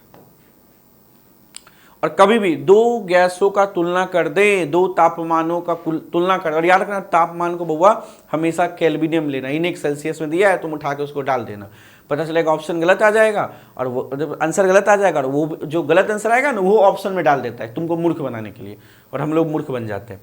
तो अगर ये आपका, इसको आप चाहो तो ऐसे भी लिख सकते हो, V1/V2 √T1/T2। ठीक है, चलिए आगे चलते हैं। हालांकि हमको रिलेशन बोला था, root mean square of molecule of gas निरपेक्ष तापमान T पर गैस के अणुओं की वर्ग माध्य रूल है ना, वर्ग माध्य मूल चाल, RMS को ये बोलते हैं भाई, अजीब सा नाम है, RMS को बोलते हैं। समानुपातिक होता है तो √T से याद रखना। नेक्स्ट अगला प्रश्न पे चले। तो अगला प्रश्न कह रहा है भाई एक सिंपल पेंडुलम, ये भी क्वेश्चन करवा दिया हूँ, कोई ना कोई लाइव में तो पक्का करवाया होंगे क्वेश्चन, मुझे याद है। कह रहा है भाई एक सरल लोलक है, इसकी अवृतकाल T है, टाइम पीरियड T है, सिंपल पेंडुलम की, अगर इसकी लेंथ को 21% से बढ़ा दिए तो नयका वाला टाइम पीरियड क्या होगा भाई। देखो एक बात समझो, पुरनका वाला टाइम पीरियड का अगर फॉर्मूला बताए तो टाइम पीरियड का फॉर्मूला होता है 2π√L/g। अगर हम उसकी लंबाई को 21% बढ़ा दिए तो मान लो पहले जो लंबाई था L था, बाद की लंबाई L का 21%, 21/100 गुना L करेंगे तो L प्लस 21/100 करेंगे तो 0.21 L हो जाएगा। तो ये आपका आ जाएगा 1L प्लस 0.21 L, तो 1.21 L 21 L आ जाएगा। क्या आ जाएगा? 1.21 L आ जाएगा। तो यहाँ पर अगर इसको हम सॉल्व करें तो नया वाला जो टाइम पीरियड होगा 2π, इसको T रेस लिख लेते हैं, 2π L के जगह 1.21 L/g। और हाँ, कुछ लड़की लोग का आदत होता है एग्जामों में एकदम सजा के लिखते हैं, तो मैं आपको समझा देना चाहूँगा, चाहे लड़का हो चाहे लड़की हो, है ना। हालांकि लड़का लोग का भी होता है भाई, दोनों को मैं डिफ्रेंशिएट नहीं कर सकता। सुनो, तो ये जो आदत है कि आप सजा के एग्जाम में लिखते हो, तो याद रखना तुम्हारा कॉपी कोई चेक करने नहीं बैठा है, वहाँ OMR CT चेक होता है, उसमें गोला करना हो तो वो चेक होगा, ठीक है ना। तो एकदम रफ बनाओ, इन्हें के एकदम सजा के अच्छा राइटिंग में एक एक स्टेप बच्चा जैसा कर रहे हैं भाई। तुमको भी हम पढ़ा रहे हैं इसलिए ऐसे पढ़ा रहे हैं, अगर तुम हमको बनाने दे दो और हमको तुम देखो तो तुमको हवा तक नहीं लगेगा और हम बना के दिखा देंगे, है ना। आधा स्क्रिप्ट तो बन में ही कर देंगे जब समझाने की बात ना आए तो, ठीक है ना। इसलिए आपको वही रूल फॉलो करना। अभी हम तुमको समझा रहे हैं, एग्जाम में बैठ के तुम ये टाइम वेस्ट मत करना, मने में समझ जाना भाई 21% बढ़ाए तो पहले 1 होगा, 21 मतलब 0.21 होता है, और 1 + 2 1 तो हो जाएगा 1.21 हो जाएगा, और 121 हो जाएगा, 121 का 11 बाहर, और 10 पॉइंट का एगो पॉइंट बाहर, 11/10 1.1 आ जाएगा, तो आंसर 1.1 आ जाएगा। ये यस, इस तरह सोचना होगा। हालांकि अभी मैं इस पर नहीं विश्वास रखता हूँ, मेरा मानना है सबका साथ सबका विकास, ठीक है ना, है ना, मोदी जी की तरह मानना है। चलिए, तो 1.21 हो जाएगा, तो ये 1.21 का क्या हो जाएगा सर, मैं डायरेक्ट आपको कर दे रहा हूँ यहाँ पे 2π√L/g। 1.21 को आप 1.1 लिख दो, 1.21 को आप लिख सकते हो 1.1, ठीक ना। तो अब देखो यहाँ साफ सी बात है, पहले इतना था, बाद में 1.1 हो गया, तो आंसर हो जाएगा 1.1t। चलिए आगे चलते हैं, नेक्स्ट क्वेश्चन की ओर चलते हैं, है ना। अगला क्वेश्चन क्या है, when a wave travel from one medium to another medium which of the following condition, थोड़ा स्पीड बढ़ाते हैं, ठीक ना, थोड़ा सा रुक के स्पीड बढ़ाएंगे तब ना जल्दी होगा। तो when a wave travel from one medium to another medium which of the following quantity remains unchanged. क्या जब एक तरंग एक माध्यम से दूसरी माध्यम की ओर घुसता है, एक माध्यम से दूसरी माध्यम में जाता है, तो कौन सा जो क्वांटिटी होता है, मात्रक होता है, जो कांस्टेंट होता है भाई, वेवलेंथ तो बदल जाता है भाई, स्पीड भी बदल जाता है, तुमको पता ही है, लाइट में पढ़ते होगे स्पीड बदल जाता है। बात रही फ्रीक्वेंसी का, तो ये का नहीं बदलता, ये खासियत है फ्रीक्वेंसी का, आवृत्ति नहीं बदलता। तो वही बोला कि कौन नहीं बदलेगा, तो आवृत्ति नहीं बदलेगा। अगला क्वेश्चन की ओर चलते हैं। अगला क्वेश्चन बीट से है ना, बीट से पूछ, जैसे गाना में सुनते हैं ना, बीट जो इंस्ट्रूमेंट बजाते हो, बीट होता है ना, कहते हैं बीट बढ़ाओ, तो वही बीट है भाई, वही बीट। तो बीट क्या होता है भाई, बीट क्या होता है, दो फ्रीक्वेंसी में अगर थोड़ा बहुत अंतर हो और दोनों मिलता है तो बीट बनाता है, ठीक ना। दो आवृत्ति जब मिलते हैं तो बीट बनाते हैं। कह रहा है कि the phenomena of beat is produce when two sound wave of slightly different frequency interfere if the frequency is 256 hertz and 260 hertz, the number of beat hertz per second. कह रहा भाई दो आवृत्ति है, विस्फंड की घटना तब उत्पन्न होती है जब थोड़ी विभिन्न आवृत्ति की, वही डेफिनेशन बोला जो हम पढ़ा दिए, थोड़ा सा विभिन्न आवृत्ति का दो फ्रीक्वेंसी जब मिलते हैं तो बीट बनाता है, उसी को विस्पंद बोला जाता है, ठीक ना। तो क्या कह रहा है कि भाई यहाँ क्वेश्चन क्या पूछा है, नंबर ऑफ बीट बताओ प्रति सेकंड क्या होगा। एक है 256, दूसरा है 260। याद रखना जो बीट फ्रीक्वेंसी होता है वो होता है, कोई भी लो, बड़ा वाला छोटा वाला घटा दो, इसके बीच का डिफरेंस होता है, वही होता है। तो बीट फ्रीक्वेंसी आ जाएगा 4 हर्ट्ज। बड़ा आसान क्वेश्चन था, यहाँ पे आपका 4 हर्ट्ज आ जाएगा। क्लियर है। अगले प्रश्न की ओर बढ़ते हैं, है ना, अगले प्रश्न की ओर चलते हैं, है ना। The Doppler effect is applicable for, बताओ डॉपलर बोलोगे सर डॉपलर क्या है, वो तो हमको पता ही नहीं है, मैं बताता हूँ। देखो डॉपलर का कहना है कि भाई कोई भी चीज़ में अगर गति हो, चाल हो, कोई वस्तु में, कोई स्रोत में ही चाल हो, जो गाना बजा रहा है, साउंड है ना, मान लो एक डीजे बजा रहा है कार, और कार स्पीड से भाग रहा है, तो कार एक स्रोत है आवाज़ का और वो मोशन में भी है। तो अगर स्रोत ही गति में हो तो जो हमें आभास होता है आवृत्ति का और जो वास्तविक आवृत्ति होती है, दोनों में अंतर हो जाती है। इसी को डॉपलर ने कहा था कि भाई आभासीय आवृत्ति, जो फ्रीक्वेंसी आपको महसूस हो रहा है और जो वास्तव में उत्पन्न हो रहा है, दोनों में है ना विभिन्नताएं हैं, और इसी घटना को डॉपलर इफेक्ट कहा जाता है। डॉपलर इफेक्ट दोनों जगह लागू होता है भाई, तुम साउंड में भी पढ़ते हो डॉपलर इफेक्ट, और लाइट में भी डॉपलर इफेक्ट लगता है, इसलिए जो होगा यहाँ पे answer both sound and light wave हो जाएगा, याद रखिएगा। चलिए ठीक है, अगले प्रश्न की ओर चलते हैं। कह रहा है 2.4, ये भी क्वेश्चन हम कहीं ना कहीं लाइव में करवा रखे हैं, फिर भी करवा रहे हैं क्योंकि यहाँ पे एक साथ में सभी क्वेश्चन को लाना चाहता हूँ, है ना। ऑलरेडी हम लोग यहाँ पे भी देखा जाए गिनती गिने तो 31 क्वेश्चन कर चुके हैं, हालांकि अभी सेशन और लंबा चलेगा, है ना, अभी बहुत सारे क्वेश्चंस करने हैं, याद रखिएगा। लगभग मैं आज आपको 50 क्वेश्चन करवाने वाला हूँ, ठीक है ना। तो चलिए अगला क्वेश्चन की ओर चलते हैं। कह रहा है भाई 4Q चार्ज है एक, दूसरा आवेश जो है Q है ना, दोनों जो है 30 सेंटीमीटर की दूरी पर रखा हुआ है। पूछ क्या रहा है, बताओ इलेक्ट्रिक फील्ड कहाँ जीरो होगा। ठीक है, हमको नहीं पता इलेक्ट्रिक फील्ड कहाँ जीरो होगा, मान लेते हैं यहाँ पे विद्युत क्षेत्र जीरो होगा, ये 30 है तो ये हो गया x, और ये क्या हो जाएगा 30 माइनस x, ठीक है। तो ये हो गया, मान लेते हैं यहाँ विद्युत क्षेत्र जीरो होगा। अब तुम बताओ काहे होगा, मैं बताता हूँ काहे होगा। देखो ये 4Q चार्ज है ना, ये आवेश 4Q ये चाहेगा कि विद्युत क्षेत्र हमसे दूर हो, क्योंकि प्लस चार्ज हमेशा चाहता है विद्युत क्षेत्र हमसे दूर हो। तो मान लो 4Q आवेश के कारण जो विद्युत क्षेत्र होगा E1 होगा इस ओर, है ना। एक मिनट, हालांकि सच बताऊं तो पॉइंट जो होगा ना, जो पॉइंट होगा हालांकि Q के पास होगा। अब ड्राइंग पे मत जाना, ड्राइंग पे जाओगे तो हमको तुम हम ही को लिख दोगे कमेंट में सर आपका ड्राइंग गलत है। ड्राइंग पे मत जाना, डायग्राम पे मत जाना, बात को समझो, लॉजिक को समझो, है ना, लॉजिक को देखो, बात को समझो, ठीक ना। हालांकि बिंदु किसकी ओर होगा, याद रखना Q के पास होगा। 4Q के पास हम बना दिए ड्राइंग में। हालांकि तुम्हारा ड्राइंग कौन देखता है एग्जाम में, डायग्राम कौन देखता है, आंसर देखता है, ऑप्शन सही होना चाहिए, बात खत्म। चलो ठीक है, ये सब बात से हटो, मुद्दा पे आओ। मुद्दा ये है कि 4Q चार्ज का इलेक्ट्रिक फील्ड इधर होगा और इस Q चार्ज के कारण जो इलेक्ट्रिक फील्ड होगा इधर होगा। अब तो हमारा प्रश्न ये है कि भाई विद्युत क्षेत्र जीरो होना चाहिए, और विद्युत क्षेत्र जीरो तभी संभव है जब आपस में दोनों बराबर हो जाए। चूंकि एक इधर है और एक इधर है तो बराबर होगा तो कैंसिल हो जाएगा, इसलिए हम यहाँ लॉजिक क्या लगाएंगे, बोलेंगे सर इस केस में E1 बराबर E2 होना चाहिए, तभी विद्युत क्षेत्र जीरो हो जाएगा कट कुट के। तो अगर हम E1 का मान निकालें तो फॉर्मूला क्या होता है, KQ1, Q1 की जगह क्या लिखेंगे 4Q बटा R स्क्वायर, R की जगह क्या माने X माने, तो हो जाएगा X स्क्वायर। इधर E2 क्या होगा, E2 जो है इसके कारण है इस ओर, तो हो जाएगा के क्यू, और ये दूरी क्या है सर 30 माइनस एक्स, तो लिखेंगे 30 माइनस एक्स का होल स्क्वायर। बात खत्म है ना। इतना मैं बस आपका बेसिक के लिए समझा रहा हूँ। मैं चाहता हूँ है ना, मैं बार बार बोलता हूँ, मैं चाहता हूँ सबका साथ सबका विकास है ना। अगर आप नहीं भी पढ़े हो, मेरा वीडियो देखोगे समझ आएगा, अगर आप पढ़े भी हो तब भी समझ आएगा। तो हम सबके लिए काम करना चाहते हैं है ना, तभी ना देश आगे बढ़ेगा। कहते हैं ना अमीर अमीर होते जाता है, गरीब गरीब होते जा रहा है। तो लेकिन मेरा मानना है भाई सबको हम अमीर बनाएंगे, मतलब सबको नॉलेजेबल बनाएंगे। ठीक है, तो के और के कट गया, क्यू और क्यू कट गया।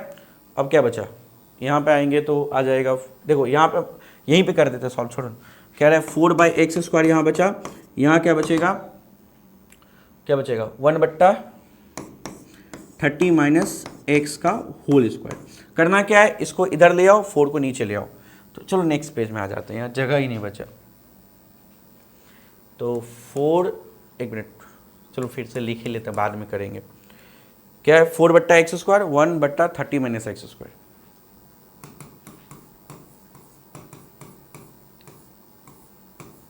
चलिए अब क्या करेंगे, अब क्या करेंगे, x² इधर हो, x²/30 माइनस x², और यहां हो जाएगा 1/4।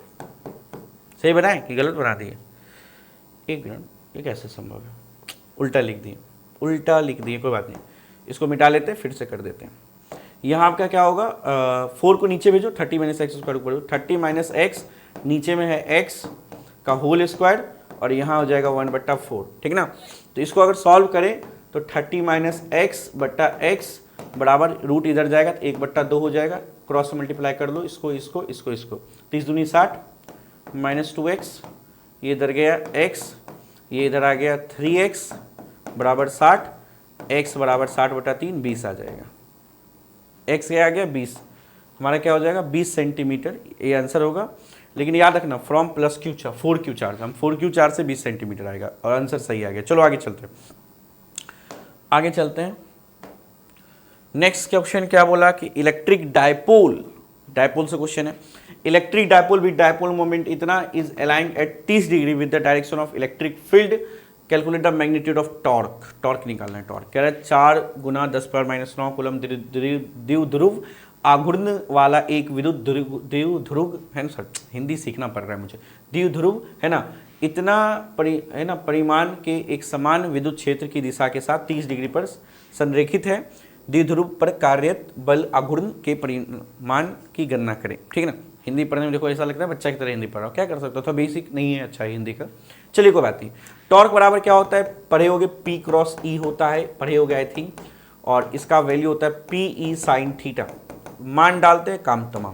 P क्या है, P आपका डायपोल मोमेंट दे रखा है, P होता है 4 × 10⁻⁹, E इलेक्ट्रिक फील्ड विद्युत क्षेत्र जो भी दे रखा है वो भी 5 × 10⁴, साइन कितना है, साइन आपका क्या है 30, साइन 30 1/2 है ना, ये होता है ना साइन 30 1/2। चलिए ठीक है, 2 से 2 बार में, और ये 2 × 10 हो जाएगा, 10⁻⁹, 10⁻4 हो गया, 10⁻⁻5, -5 + 1 10⁻⁻4।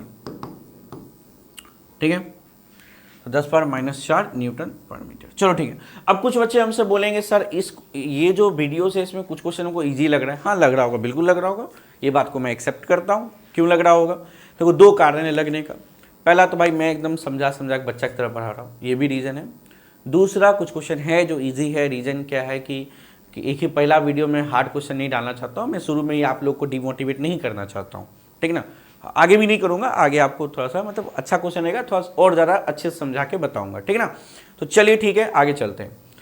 हालांकि बहुत सारे क्वेश्चन इसमें ऐसे हैं जो बहुत बार आ चुके हैं, एक बार नहीं 2-3 बार इस टाइप का क्वेश्चन आया हुआ है ना, याद रखिएगा। कह रहा है the capacitance of parallel plate capacitor does not depend on, कह रहा है पैरेलल प्लेट कैपेसिटेंस का कैपेसिटेंस किस पे निर्भर नहीं करता है। तो कैपेसिटेंस का फॉर्मूला क्या होता है, εA/d, याद रखिएगा। ठीक है, क्या होता है εA/d, तो εA/d। तो यहाँ पे अगर हम बात करें तो ये देखो एरिया ऑफ प्लेट पे डिपेंड करता है, क्वेश्चन याद रखना, कह रहा है किस पे डिपेंड नहीं करता है, उल्टा मार के मत आ जाना। तो एरिया पे डिपेंड करता है, इसलिए आंसर नहीं होगा, क्योंकि एरिया पे निर्भर करता है। डिस्टेंस बिटवीन द प्लेट, 2 प्लेटों के बीच की दूरी डी पे भी निर्भर करता है, इसलिए इसको आंसर नहीं मारेंगे। डाइलेक्ट्रिक मीडियम माध्यम पे, ये भी देखो ये होता है डाइलेक्ट्रिक मीडियम के लिए, ई जो होता है ना डाइलेक्ट्रिक मीडियम के लिए होता है ना। तो डाइलेक्ट्रिक मीडियम यानी प्लेटों के बीच के परावैद्युत माध्यम पर निर्भर करता है भाई, नहीं करता उसको टिक करना। मेटल ऑफ द प्लेट, हाँ प्लेट कैसा है उससे कोई मतलब नहीं है ना। मेटल जो है किससे बना हुआ प्लेट, उससे हमको कोई लेना देना नहीं है, डी होगा आंसर। चलिए अगला क्वेश्चन की ओर चलें, चला जाए। The three capacitor each of capacitance are connected in series. तो सीरीज के लिए फॉर्मूला आप सभी स्टूडेंट को ट्रिक बता रखे हैं, सी बट्टा एन हो जाता है। सी आपका एक, देखो यहाँ सी बट्टा एन तभी लगा ना जब एक जैसा कैपेसिटेंस हो, एक जैसा धारिता हो, ठीक ना, एक जैसा हो तब आप ये फॉर्मूला लगा सकते हो। तो सी डैश बराबर सी बट्टा एन, एक का क्या मान है भाई 9 पिको फराड, और एन की संख्या जो है 3 है, 3 कैपेसिटर है, तो 3 से इसको भागा कर देंगे, 3 से कट गया, आंसर आ जाएगा 3 पिको फराड, है ना। तो अगर इसको हम अगर सीरीज में जोड़ेंगे ना श्रेणी क्रम में, तो आंसर जो आएगा 3 को 9 को हम श्रेणी क्रम में जोड़ेंगे तो आंसर हो जाएगा 3 पिको फराड, 3 PF, याद रखिएगा। अगला क्वेश्चन पे आते हैं। अगला क्वेश्चन क्या है, अगला क्वेश्चन कह रहा है 60 वाट का बल्ब है, 220 वोल्ट सप्लाई पे ऑपरेट कर रहा है, करंट बताओ बल्ब के द्वारा कितना होगा। तो ये तो और आसान क्वेश्चन है, क्योंकि देखो आसान इसलिए क्वेश्चन है, देखो एक बात हम बताते हैं, क्योंकि 220 वोल्ट पे है, तो ये सबसे बड़ी एडवांटेज है, क्योंकि पावर जो होता है ज़्यादातर बल्ब का वो 220 वोल्ट पे ही होता है। इस केस में हम आराम से इसको निकाल सकते हैं, P बराबर V इंटू आई करके, है ना। तो पावर क्या है 60 लिख देंगे, V क्या है 220 गुना आई, तो आई का मान क्या आ जाएगा, यहाँ से निकल जाएगा फॉर्मूला से डायरेक्ट आई करंट। तो आई बराबर 60 बट्टा 220, 0 0 गया, 2 से काटो, 2 तिया 6, 2 से 11 बार में 3 बट्टा 11 एम्पियर आ जाएगा, आंसर ए आ जाएगा, ठीक ना। आंसर क्या आ जाएगा ए, 3 बट्टा 11 एम्पियर। चलिए आगे चलते हैं, नेक्स्ट क्वेश्चन की ओर चलते हैं भाई। कह रहा है the resistance of wire is R ohm if it is stretched to double its original length its new resistances. कह रहा है एक तार का प्रतिरोध आर ओम है, यदि इसकी मूल लंबाई से दुगुना खींच दिया जाए तो इसका नया प्रतिरोध क्या होगा। ये क्वेश्चन भी बहुत बार आया हुआ है भाई एग्जाम में, इस टाइप का आता है, दुगुना कर दिए तिगुना कर दिए। लेकिन एक बात मैं आपको बताना चाहता हूँ, कभी भी एक तार को खींच के तीर के दुगुना करते हैं, खींच तीर के, उस केस में आप ये वाला फॉर्मूला मत लगाना, ये जो फॉर्मूला है ना आर बराबर रो एल बट्टा ए, ये नहीं लगाना। मैं ये नहीं बोला फॉर्मूला गलत है भाई, फॉर्मूला सही है ये, लेकिन जब बात आए एक तार को खींच तीर के बड़ा करने का, तब ये फॉर्मूला आप सभी स्टूडेंट मत लगाना, तब ये वाला रिश्ता याद रखना, ये रिश्ता ये वाला है ना, प्रतिरोध का रिश्ता लेंथ के स्क्वायर के प्रोपोर्शनल समानुपातिक होता है, यानी कि लेंथ के स्क्वायर याद रखना। अगर तुम तार को डबल करते हो भाई, तो डबल का स्क्वायर क्या होगा, डबल का स्क्वायर 4 गुना हो जाएगा, है ना, 4 गुना हो जाएगा, तो आर जो होगा वो डबल का स्क्वायर 4 गुना हो जाएगा। तो रेजिस्टेंस भी क्या हो जाएगा सर, अगर डबल का स्क्वायर करते हो 4 गुना होगा, क्योंकि देखो लेंथ को तुम दुगुना कर रहे हो, लंबाई को दुगुना कर रहे हो, तो दुगुना का स्क्वायर 4 गुना, तो प्रतिरोध 4 गुना हो जाएगा, तो इसका आंसर हो जाएगा 4R, ठीक है ना।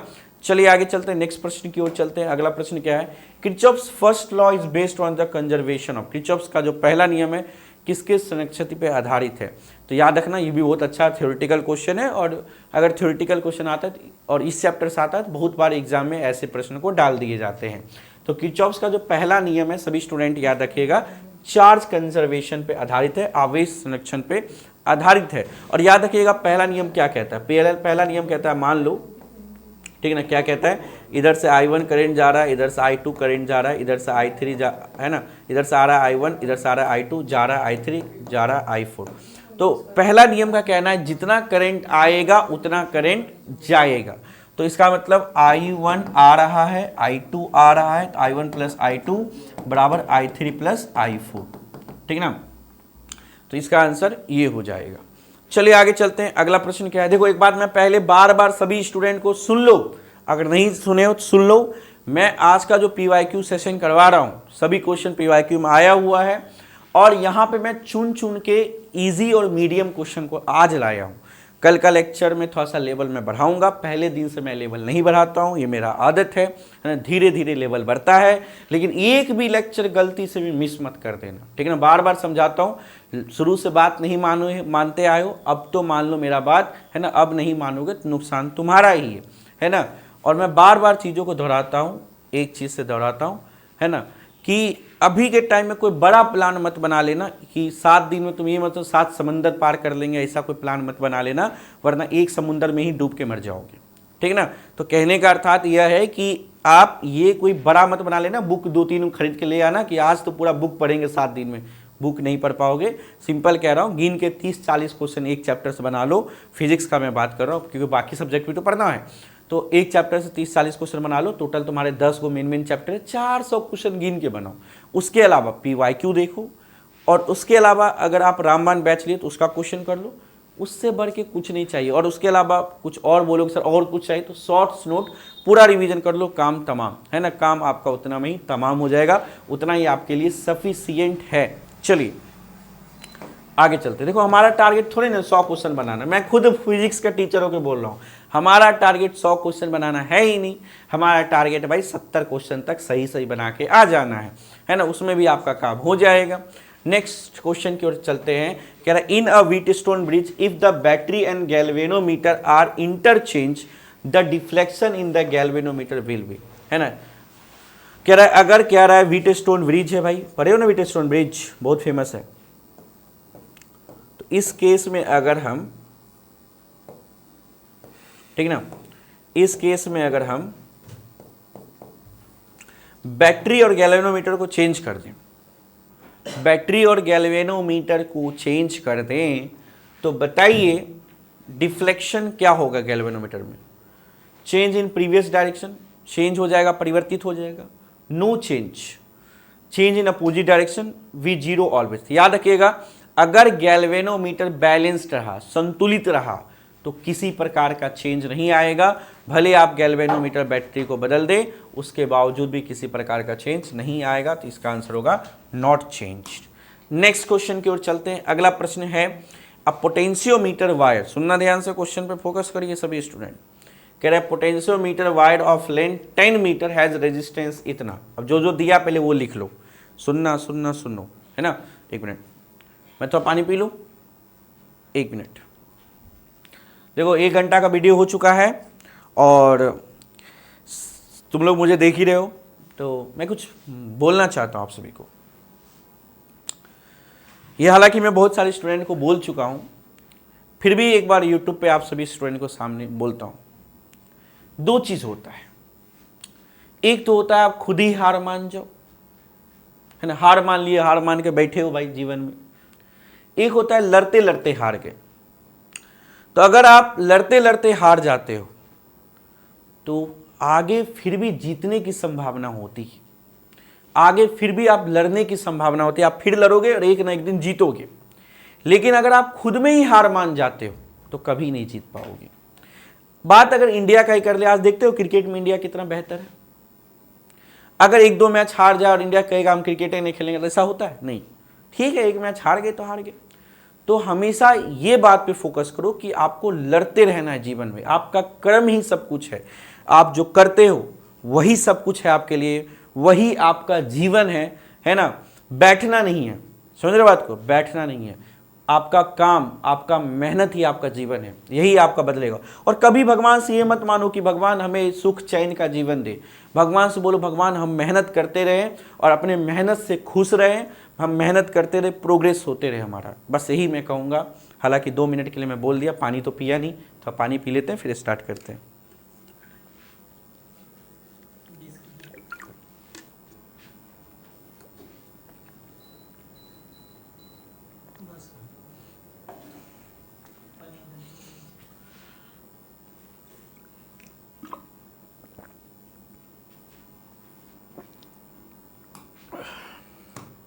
चलिए अगले प्रश्न की ओर आते हैं। वही क्वेश्चन कि पोटेंशियोमीटर वायर का जो लेंथ है 10 मीटर है, रेजिस्टेंस जो है प्रतिरोध 20 ओम। और ये 20 ओम याद रखना, तार का प्रतिरोध भाई, तार का है। तार जो होता है पोटेंशियोमीटर देखे हो ना, उसमें जो तार लगा हुआ होता है उसकी प्रतिरोध है भाई 20 ओम।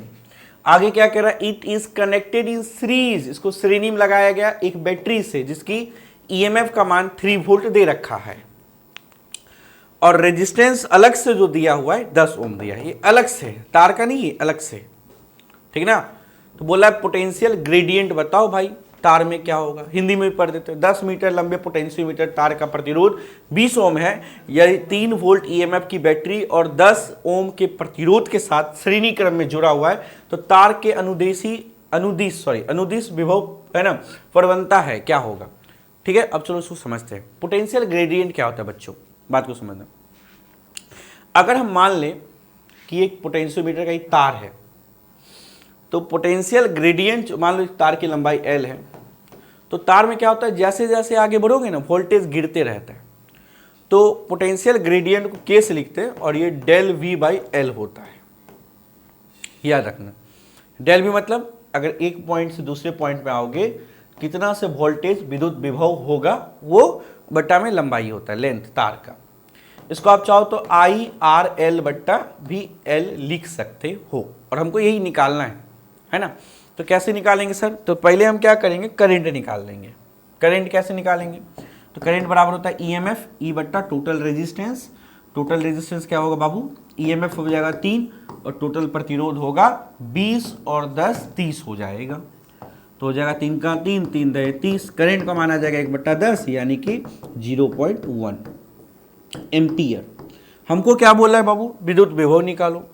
विद्युत विभव क्या होगा, विद्युत विभव होगा I × RL। करंट की जगह लिखेंगे 0 पॉइंट, क्या लिखेंगे 0 पॉइंट यहाँ पे 1 है ना, इंटू RL रेजिस्टेंस के है ना, रेजिस्टेंस के जगह पे कहाँ गया, ये वाला रेजिस्टेंस लिखेंगे, पोटेंशियोमीटर वाला 20।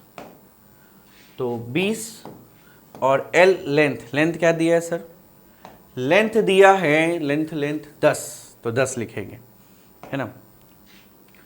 तो देखो 0 0 कट गया, 2 गुना 0.1 0.2 है ना, वोल्ट पर मीटर इकाई होता है, वोल्ट पर मीटर। ठीक ना, आंसर क्या हो जाएगा 0.2 वोल्ट पर मीटर। एक मिनट, ये वाला डी नंबर।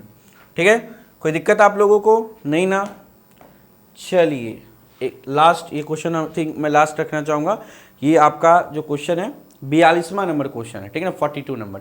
बाकी क्वेश्चन आप जो है ना खुद से भी कोशिश करो, ज़्यादा नहीं, 10-15 क्वेश्चन और रह गए हैं, तो ये आप स्वयं कोशिश करोगे है ना। आसानी टाइप का है, ज़्यादा हार्ड नहीं, लेकिन बनाओगे। ये PYQ तो गलती से भी मिस मत करना। और बाकी जो आपको PDF है टेलीग्राम पे आपको मिल जाएगा। तो अगर अभी तक आप टेलीग्राम नहीं ज्वाइन किए हो तो टेलीग्राम जरूर ज्वाइन कर लेना है ना। चलिए, कह रहा resistivity of metallic conductor depend on, resistivity बोला भाई R बराबर क्या होता है ρL/A। तो बात प्रतिरोधकता की जा रही है, तो याद रखना प्रतिरोधकता को लेंथ से कोई लेना देना नहीं होता है, क्योंकि इसकी परिभाषा ही होती है इकाई लेंथ इकाई क्षेत्रफल एरिया। तो लेंथ से कोई लेना देना है नहीं, एरिया से कोई लेना देना है नहीं। हाँ, तापमान के साथ ये बढ़ता है, तो इसलिए हम बोल सकते हैं प्रतिरोधकता जो है निर्भर करता है तापमान पे। ठीक है, तो यहाँ पे हम अब यहाँ पे क्लास समाप्त करने जा रहे हैं। आपके लिए आगे क्वेश्चंस है, आप क्वेश्चंस देख लो। कुछ क्वेश्चंस मैं आपके लिए भी रखा हूँ, इतना मैं करवाया हूँ, आगे आपके लिए क्वेश्चन है। जैसे ये मैं सबका हिंट करते चल जाता हूँ, घर पे बैठ के बना लेना। कह रहा है कॉइल है 100 टर्न का और रेडियस इतना है, करंट इतना है, चुंबकीय क्षेत्र इसके केंद्र पे क्या होगा। तो याद रखना फॉर्मूला जो होता है बाबू इसका क्या हो गया, मच्छर पढ़ा रहे भाई। हाँ, B बराबर हो जाएगा μ0I/2R। हाँ, एन टर्न है एन से गुना कर देना, बात खत्म। चलिए अगला क्वेश्चन कर रहा है प्रोटॉन भाई मैग्नेटिक फील्ड में घुस गया प्रोटॉन भाई, है ना, बताओ इस पे बल कितना लगेगा प्रोटॉन पे। तो फॉर्मूला पढ़े ना QVV sin θ, ठीक है ना। चलिए इस तरह से आप बना लेना, आगे आपका बहुत सारा क्वेश्चन है ना, 15 क्वेश्चन है, आप देख लेना। ये हो गया, ये हो गया, ये हो गया, है ना। हालांकि मैं सच बताऊं तो आज मैं सोचा पहला क्लास है तो पहला दिन थोड़ा सा इजी टू मीडियम लेवल का क्वेश्चन लाओ, सच है ना। और कल से थोड़ा सा लेवल बढ़ाऊंगा, है ना, थोड़ा बढ़ाऊंगा धीरे धीरे, है ना, एक ही बार कर दूंगा फिर दिक्कत हो जाएगा। और सभी स्टूडेंट्स मैं कहूँगा कि ये बहुत मेहनत से मैं वीडियोस आपके लिए बनाता हूँ। और सच बताऊँ तो मेरे लिए खुशी क्या है, पैसा वैसा ये तो बात की बात है। आपसे मैं क्या चाहता हूँ कि ज़्यादा से ज़्यादा इस वीडियो को लाइक कर देना, है ना, ताकि ज़्यादा से ज़्यादा बच्चे तक ये वीडियोस पहुँच पाए। और आपका एक सपोर्ट है, प्यार है, जो शुरू से आप देते रहे हो हमें मुझे, और आगे भी यही उम्मीद रहेगा आपसे कि आप इसको सपोर्ट करो, ठीक है ना। एंड आई होप कि आज मैं बेसिक से पढ़ाया हूँ, आपको अच्छा लगा हो क्लास। तो don't forget to like the videos, मत भूलना। और हाँ, कमेंट करके आप सभी स्टूडेंट बताइए, कमेंट सभी स्टूडेंट कीजिए। मुझे 2 चीज़ आप लोग बताइएगा कि पहला तो आपका सेंटर कहाँ पड़ा है, ये ज़रूर बताइएगा। दूसरा ये बताइएगा कि आपको ये वीडियोस कैसा लगा, है ना, और आप मुझसे और क्या चाहते हो। हालांकि बहुत कुछ चाहते होंगे, बहुत सारे बच्चे का अलग अलग ख्वाहिश होगा, लेकिन जहाँ तक होगा मैं कोशिश करूँगा आपका एग्ज़ाम बेहतर जाए, मस्त जाए, आपका रिजल्ट बने और आप सक्सेसफुल हो। धन्यवाद आप सभी का।